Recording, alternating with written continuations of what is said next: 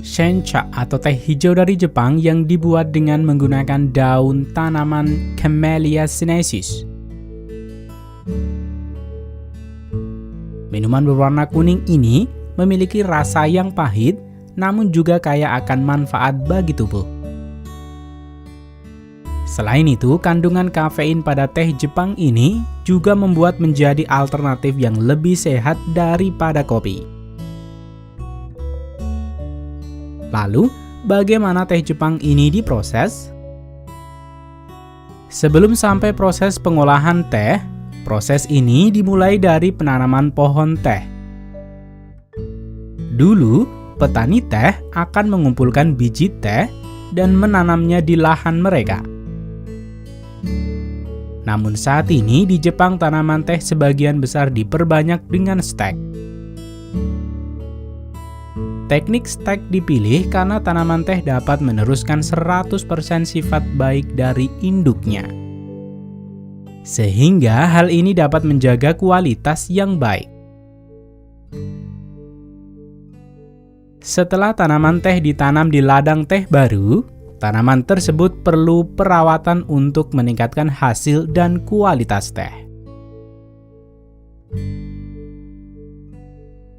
Salah satu kegiatan terpenting dalam pengolahan tanaman teh adalah pemangkasan.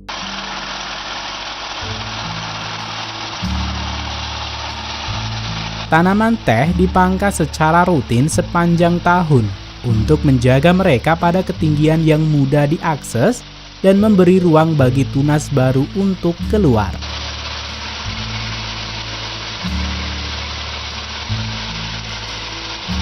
Setiap 3 tahun atau lebih, tanaman teh akan mengalami pemangkasan yang lebih dalam atau rendah, di mana mereka dipotong hingga sekitar 30 cm di atas tanah.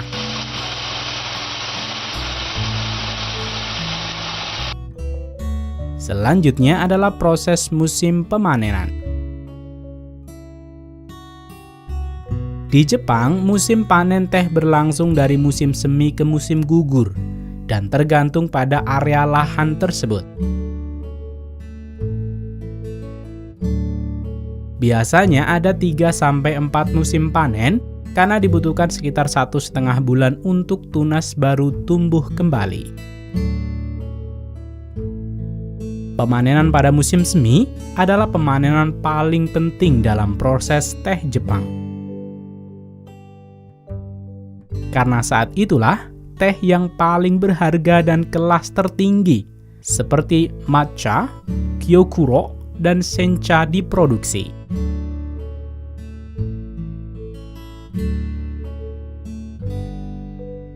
Biasanya dimulai pada pertengahan April atau awal Mei dan berlanjut hingga akhir Mei atau awal Juni.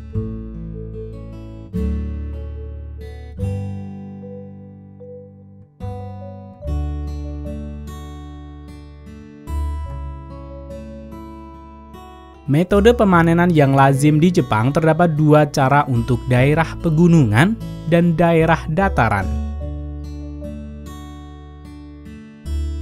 Pada daerah lereng atau pegunungan, pemanenan biasanya menggunakan mesin panen teh. Alat ini dipegang oleh 2 orang dari setiap sisi deretan teh. Mesin ini terdiri dari pemangkas melengkung dengan tas panjang dan tabung peniup udara yang mendorong daun yang baru dipotong ke dalam tas. Jumlah panen mesin ini dalam sehari sama dengan pekerjaan 25 hingga 30 orang.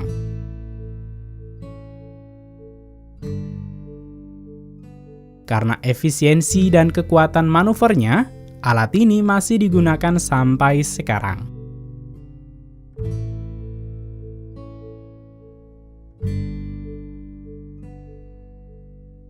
Sementara pemanenan di tanah datar menggunakan kendaraan atau mesin pemanen khusus yang lebih maju dan umumnya digunakan hingga saat ini.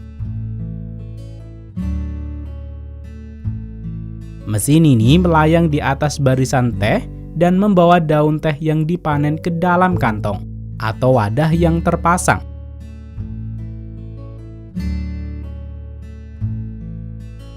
Mesin ini dikatakan mampu memanen hingga 1 ton daun teh mentah dalam sehari. Setelah daun teh dikumpulkan di pabrik, proses selanjutnya adalah mengukus yang berlangsung sekitar 15-20 detik dan dilakukan segera dalam 12 hingga 20 jam setelah daun dipetik. Tujuan dari pengukusan ini adalah untuk mencegah daun teroksidasi. Proses selanjutnya adalah pengeringan. Proses ini dimulai segera setelah pengukusan selesai. Selama proses ini, serat dilunakkan memungkinkan komponen rasa teh dilepaskan. Ada beberapa tahapan penggulungan, dimulai dengan penggulungan longgar dan berpuncak dengan putaran ketat, memberikan daun mereka bentuk jarum tipis yang khas. Pada saat daun telah mulai pengeringan air, kadar air sebagian besar telah dihilangkan. Ini secara efektif mencegah kualitas daun berubah, sehingga mempertahankan karakter asli teh sebanyak mungkin. Setelah proses pengeringan dan penggulungan, daun disortir. Tunas, batang, dan serpian yang pecah selama proses penggulungan disaring. Demikian pula daun kasar yang lebih besar, yang tidak menggulung menjadi seperti jarum.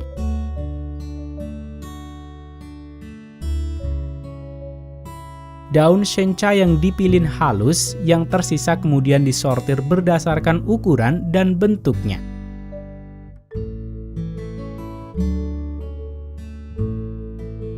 Untuk digunakan kemudian dalam proporsi tertentu selama proses pencampuran di pabrik pengemasan.